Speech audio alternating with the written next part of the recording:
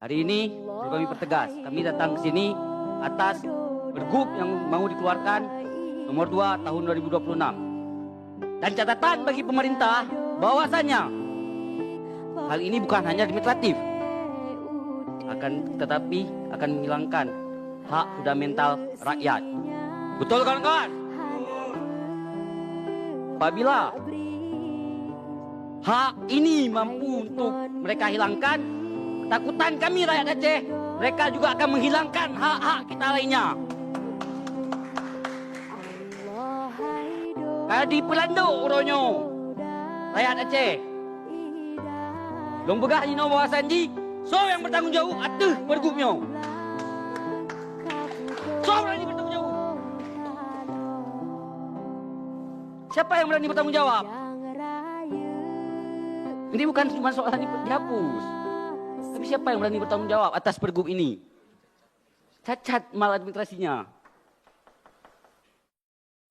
Diam semua kita. Pelanduk rakyat Acehnya. Lebegak but, tanggung jawab. Berbegahnya aja. Begah lagi but, berbut lagi dah asal Rusi.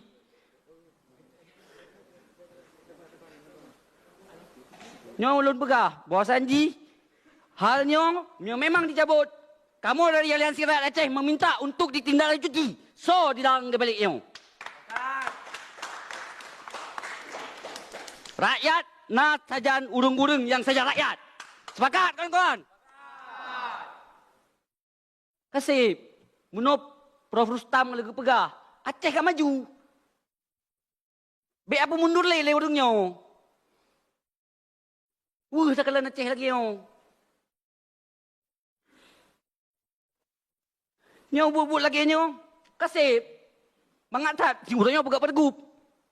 Yang bikin mendung. Yang pegat sekelompok orang sagai. Hai kamu hana mengkajinya. Dan masyarakat yang susah orangnya.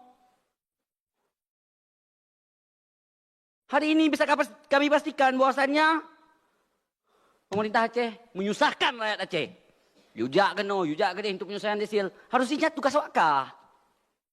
Kasih mikir. Oh kasih gaji. Pekan harus rakyat kapan susah.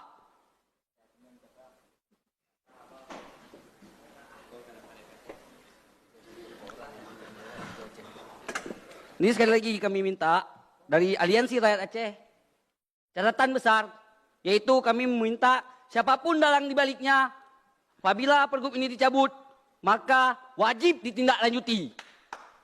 Ini sudah jelas bahwasannya dasar hukumnya jaminan kesehatan Aceh. Hanya dipegat dino jaminan kesehatan kelas-kelas. Aceh yang nak pegat kelas-kelas tanya, nak berbeda. Ke Yahudi tanya.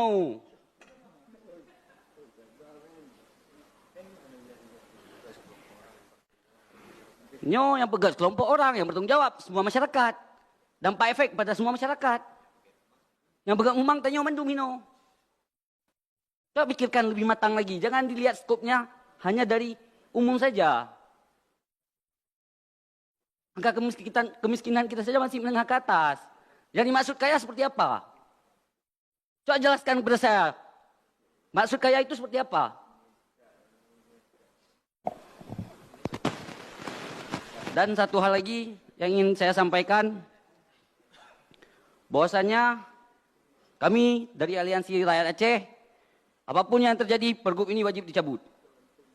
Kami mendarah, kagak mendarah kamu hino. Assalamualaikum warahmatullahi wabarakatuh.